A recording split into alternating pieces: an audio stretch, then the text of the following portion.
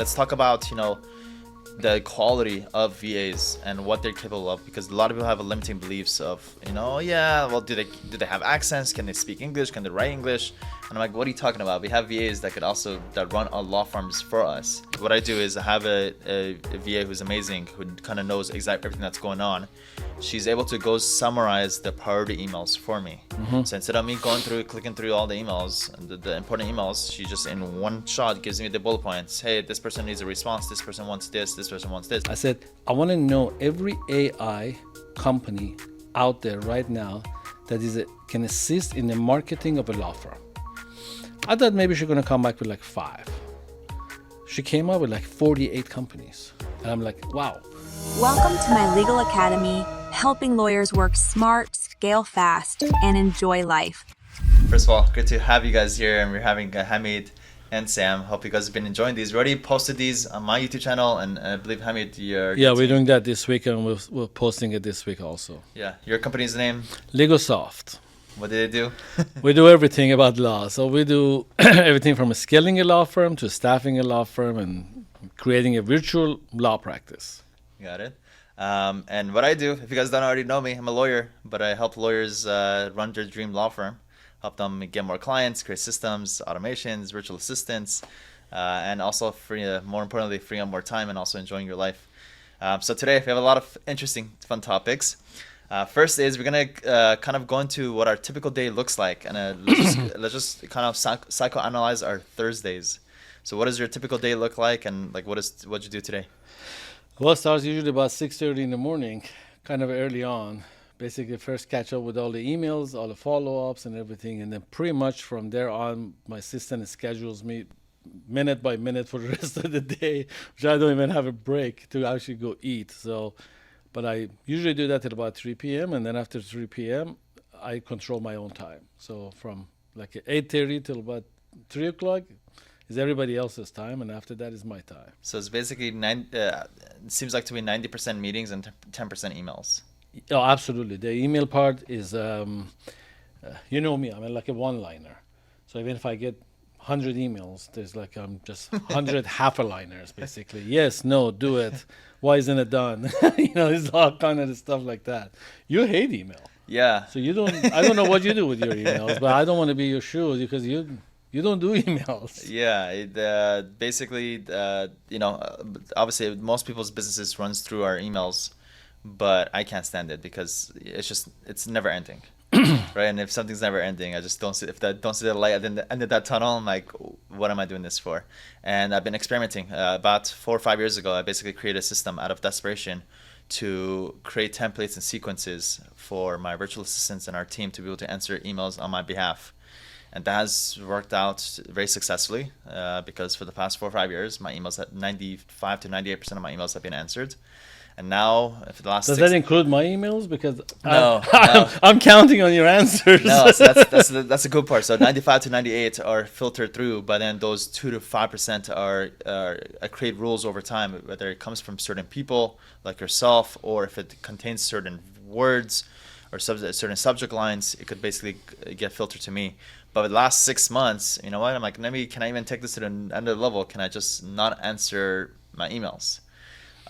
It's been very sporadic. I would say I probably answer my emails on average 2 or 3 times a week at most, if that, probably 30 minutes max. And the good news is nothing has broken. If anything, everything has continued. And if anything, things have flourished because I haven't been stressed out from that part of my life, so I could now focus on the connections and the networks and the building and the funnels and the systems and all that stuff. So things have actually improved. Right. And I know you probably don't see it, but I want to challenge you to potentially get to that level too. Well, a whole bunch of mine is like asking for approval for things. And the reason it comes to me because it's sort of passed already a couple other layers. So I can't train anybody to say approving sort of expenditures and decisions and so forth. I don't think I can filter that part out. I could because actually what I do is I have a VA who's amazing, who kind of knows exactly everything that's going on. She's able to go summarize the priority emails for me.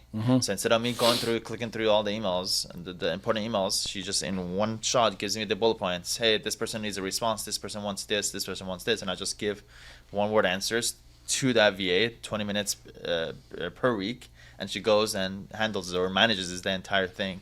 So maybe getting a summary of Yeah, those. absolutely. I think Yeah. that's definitely doable. On my side, my virtual staff, that the virtual assistant basically runs my life, which I never seen other than online.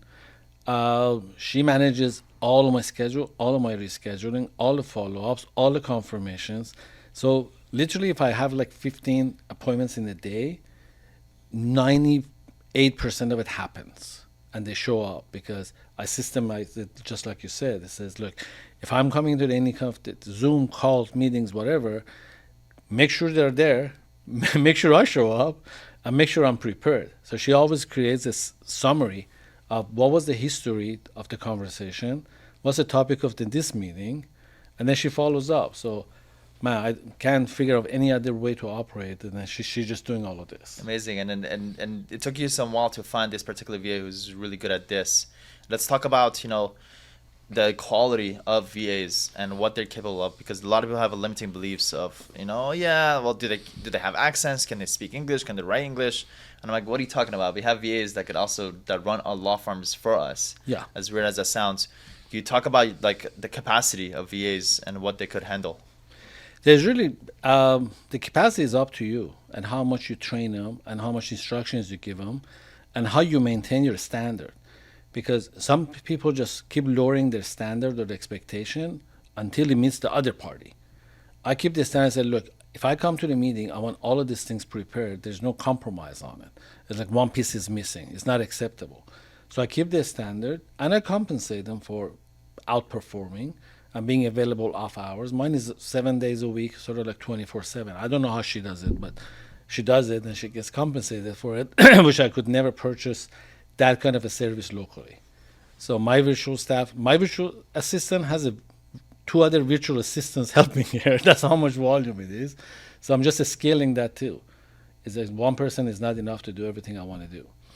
So it's amazing, and I keep scaling it. Like I have one assistant who just does research for me, because I was found myself spending like 10 hours a week doing research, because I'm curious. I want to know about things, about people, about technologies, about everything.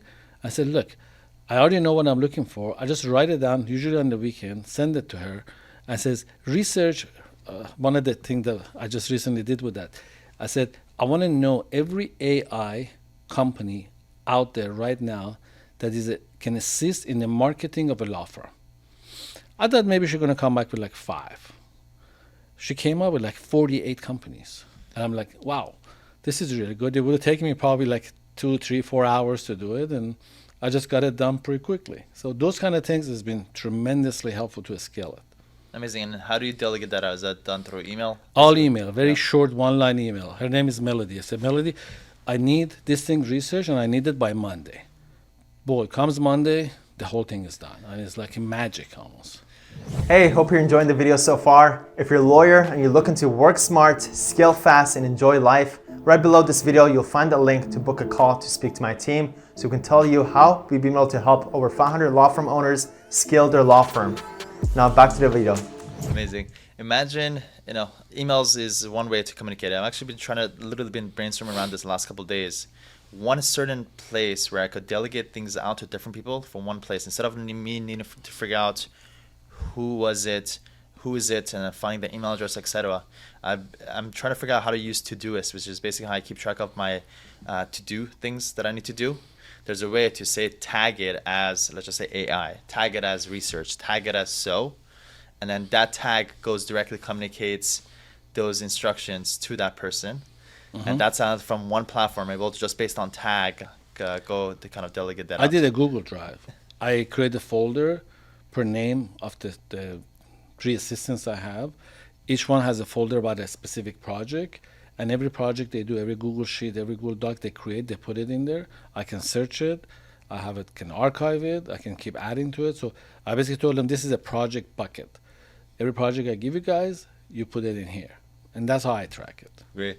Going back to our conversation of our typical day, I'm going to share with you, today, it's a Thursday for us. And for me, Thursday is a very special day because I get to come down to our office here And the best part is you get to meet up with you, and we kind Thank of build you, up, same here. right? We built up this habit like 2 or 3 years ago, from us at least meeting each other in person once a week. We do talk on a daily basis, but what I try to do is before I get here, I only have about 90 minutes of work.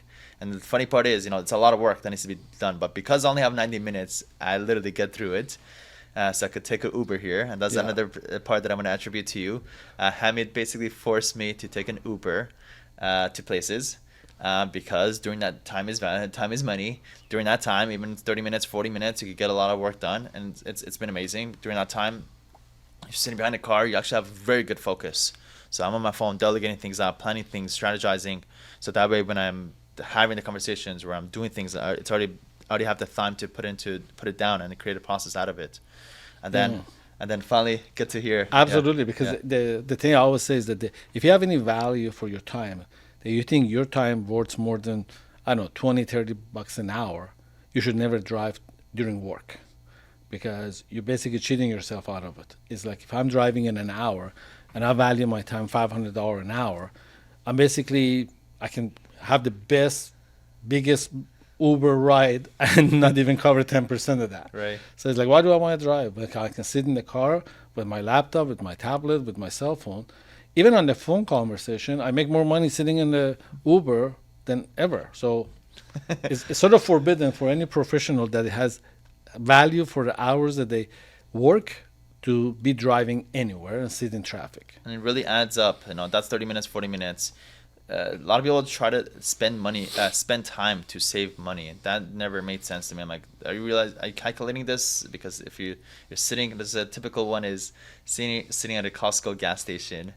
That makes no sense. If you actually break that down, I saw it recently. Who watched the video? It's like your time is literally $2 an hour if you're sitting here at this Costco gas station. So what are you doing? So again, it's very important to kind of be absolutely, and also critical. making it efficient. One of the things that you did with these meetings that we do, in a typical scenario, we would have to sit down for like 8 hours to cover every topic that me and you work on, or the projects or the law firms we work with together.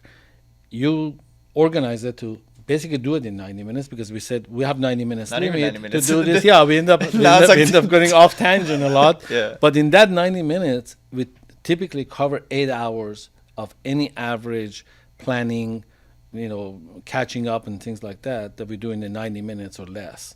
So that's itself is a skill set. Putting it down on paper. Putting it on paper, have the right format, the right amount of information, and give it enough time to make a decision. Don't go around the loop and just talking about the same thing, repeating yourself. The other person repeats it. It's like 1, 2, 3, T, yes or no? Okay, yes. Next. 3, 4, 5. Yes or no? No. It's almost like you're doing a survey, not having a whole talk around it, which is a lot of waste of time. Right. Me and you are just probably the most ultimate efficient, person instinctually just moving things forward. Yes. Without really sitting on it too long. So that's great. So that's what it looks like, and then we spend the rest of the day just hanging out, essentially. Yeah, just talking. or doing things like this. Yeah. And it's a new trend. Yeah, it's a new thing. Yeah, if you want us to keep it going, let us know, because it's